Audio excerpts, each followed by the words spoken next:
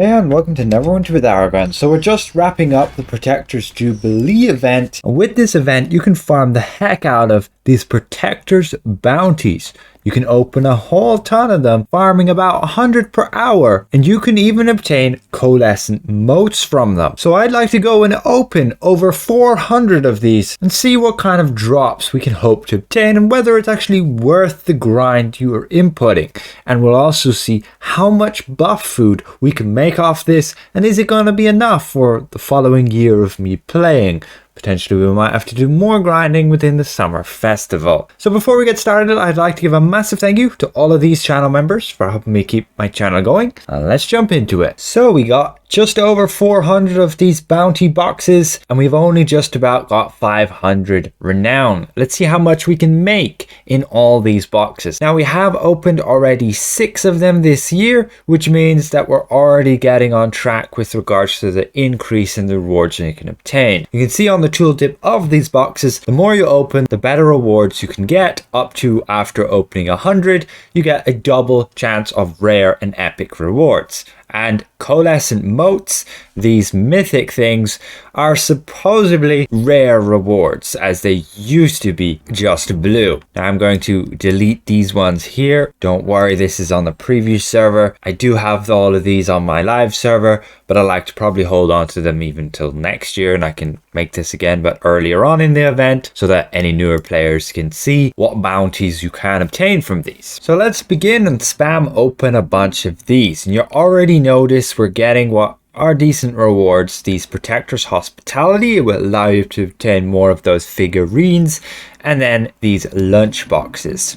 You will get a bunch of insignias, but to be honest, they're just green and sometimes blue, so they're just pennies. You can get some special emotes like this juggling one, but again, you can buy those for pennies off the auction house if you really wanted those. You can get these Protectors Hospitality packs, which is essentially just 5 of these blue hospitalities just in a bundle. Here we get some neat preservation wards. It's definitely a decent drop from here, but just one. There's another one. And you get another unique emote there where you breathe fire. And overall, what you're really obtaining from these boxes is the renown. You can see on the right side there, you're obtaining over 100 per drop. You can even get up to 200. You can see 101 and 202 are the regular drops of that renown, and that's after you've opened 100 of these. And so you can obtain a ton of renown through this, and we'll show you what you can do with that renown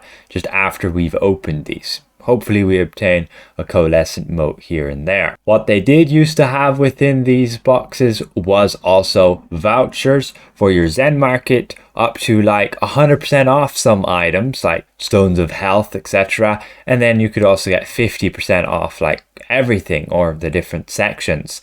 And so that was really useful to save onto these and use these for getting coupons. Sadly, they removed it. And there we have our first Coalescent Mote, bound to your character. So pretty limited, however, it is just a mote, so you can feel free to move the items that you need to upgrade to that character, use the mote to upgrade them, and it won't change the bind status whatsoever of whatever you use to upgrade it. You can always make some profit off it by upgrading something and then selling that on. I would recommend just holding on to a bunch of coal motes, especially as the months go on and we go through more modules. Potentially they'll come out with more things that we'll be able to spend motes on, albeit we won't probably see it for another few modules because they just came out with a massive dump of enchantments. You can spend a ton of motes on there. And so we're just coming to the end of nearly 400 opened there, and you can see we only obtained 1 mote in 400. Again, grinding those bounties, it only takes about an hour to maybe get 100. I can show you towards the end of the video how you easily make that grind, but even still, 4 hours grind for a Coalescent Mote, consider that not too bad in my books. 23 preservation wards as well, and as for the rest, we're really just looking at these these Elminster lunchboxes, which we got 24, but we got a ton of renown. You can see those stacks of 999. Keep in mind we had nearly 500 to start with anyway,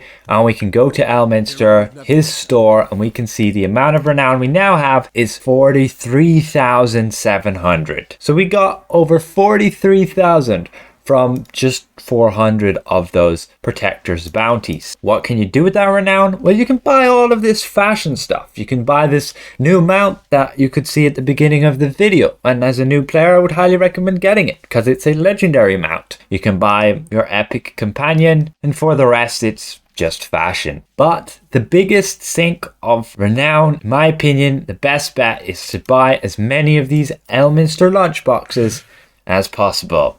Now this is a little frustrating as I can only buy them one at a time. So I'm not going to bore the heck out of you guys with doing that. We'll just show you what those boxes can drop for us.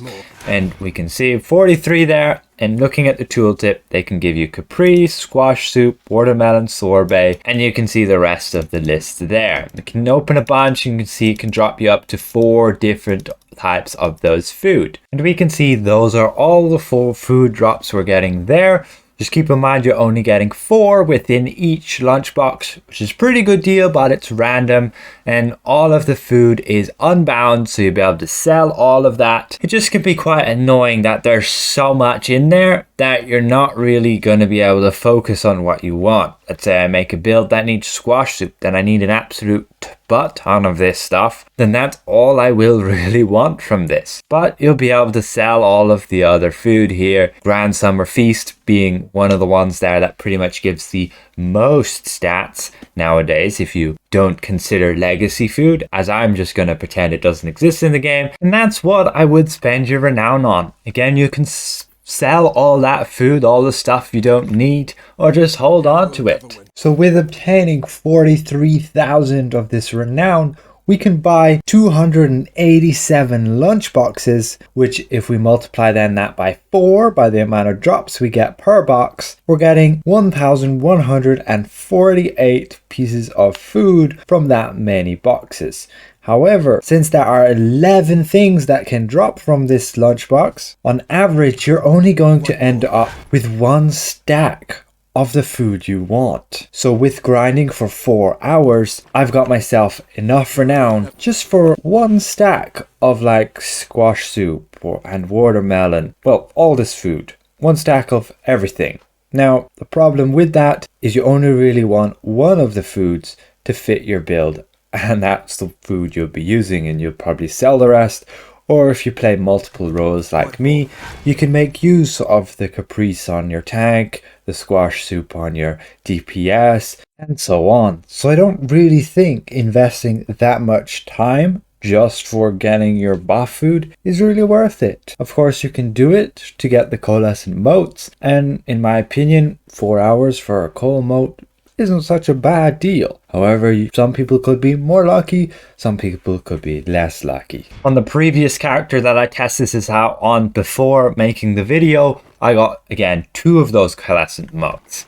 And this legendary mount is pretty unique in its own right. It's like one of the most massive mounts, at least in height wise, there is, except for if you consider the balloons, which I don't. And it also has a very unique feature that you can actually see the visuals of your armor enchantment or your armor illusion. We can go to our character sheet appearance and switch out to, let's say, a Frostburn, and this can look really cool if that suits your boat. It kind of puts some icicles in the way of my character's head, but you know, if this is what you're into, it does look pretty cool. And then you always got that spray of confetti you can put everywhere with your spacebar. For me, the Thunderhead really looks the best on this. And so to just quickly go over how to get all of those Protectors Bounties, well, you can head to one of the zones, and the one I like the most is the Whispering Caverns. And you can see on the map this Protectors Bounty, this guy. You need to go and find him, so we'll travel across this bridge, and he'll always travel the same route every time. So you can do this very mindlessly after a certain point, but you find your merchant guy and you simply follow him. You can use a command to follow him as well. I can link that in your comments if you're interested. And you'll keep following him until he stops. Then some ads will appear, and like if you don't want to do anything, your companion, I use the dedicated squire right now, will kill off the ads. And if there's anybody active around, they'll also kill off the ads and can make it go a bit faster. But you can see we get a drop from the merchant there. This time we just got a piece of renown, but what he can drop you when we go to the next group of ads, you can see he stops again. He's like, oh help please, and then you can see he gives us another drop, and we get that one just there, the Protectors Bounty. And that's how we collect them all. And you can see he gets to the end there, the contest finishes, and he's done. And then you want to head all the way back. In the Whispering Caverns, it's just back along this pathway to where he spawns again. You can see that on the map there. There he is.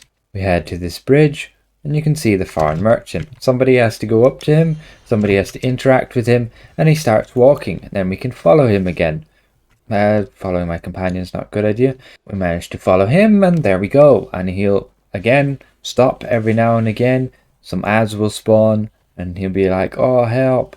And once those ads are cleared, he gives you a drop, and you move on. So that's it, very simply. It's a very easy event to farm. Something you'll do on your second monitor. Make sure your character's back to follow the merchant again. And that's about it. So overall, hopefully this was somewhat insightful to you guys and representative of what you can get in this Jubilee event. So with that said, again, I'd like to give a special thank you to all these channel members for helping me keep my channel going. And if I presented this well, consider leaving the video a like. If you're new around here, consider subscribing. We'll see you guys around. Goodbye for now.